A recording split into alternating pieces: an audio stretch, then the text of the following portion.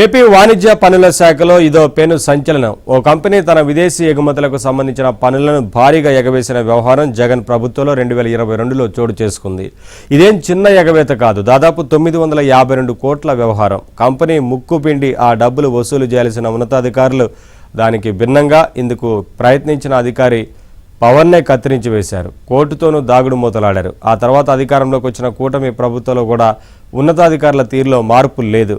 Company ఎగవేసిన పనులను తిరిగి రాబట్టుకునేందుకు ఆసక్తి చూపని వారి ప్రవర్తన ఇప్పుడు ప్రభుత్వ వర్గాల్లో చర్చనీయాంశంగా మారింది.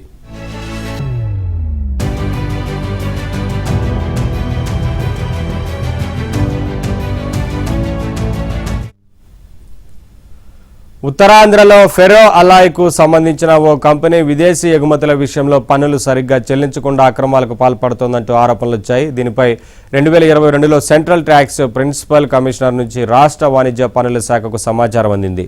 ఇదే విషయమై విజయవాడలోని చీఫ్ కమిషనర్ ఆఫీసులోని ఎన్ఫోర్స్మెంట్ విభాగం నుంచి కూడా మరో నివేదిక వచ్చింది. వీటి ఆధారంగా అనకాపల్లికి చెందిన కమర్షియల్ ట్యాక్స్ అసిస్టెంట్ కమిషనర్ ఆ కంపెనీ విదేశీ ఎగుమతుల చిట్టాను పరిశీలించారు.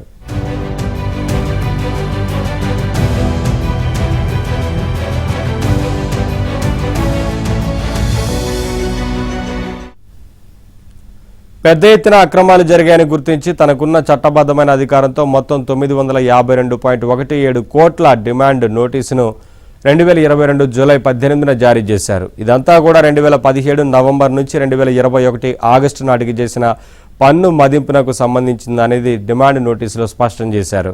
నిబంధనల ప్రకారం ఆ కంపెనీ నోటీసుతో విభేదిస్తే పై అధికారి అంటే జాయింట్ కమిషనర్ లేదా అదనపు కమిషనర్ వద్ద అప్పీల్ చేసుకోవచ్చు. కానీ ఆ నోటీసు విడుదలయ్యే సమయంలో కమర్షియల్ ట్యాక్స్ అధికారిక వెబ్సైట్లో ఉన్నతాధికారులు కంపెనీకి అనుకూలంగా స్పందించారు.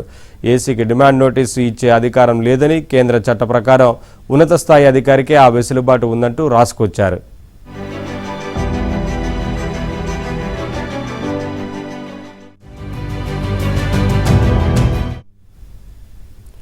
ఇక ఆ కంపెనీ దీన్ని పట్టుకొని తమకిచ్చిన డిమాండ్ నోటీసు అక్రమం అని, అసెస్మెంట్ చేసే అధికారం ఏసీకి లేనే లేదని వెంటనే దాన్ని కొట్టివేయాలంటూ 2022 అక్టోబర్ 17న హైకోర్టును ఆశ్రయించింది. వెళ్లి అప్పీలేట్ అథారిటీలో అప్పీల్ చేసుకోవాలని హైకోర్టు ఆ మరుసటి రోజే అంటే 18న ఆదేశించింది. ఇందుకు భిన్నంగా ఆ కంపెనీ సుప్రీంకోర్టును ఆశ్రయించింది.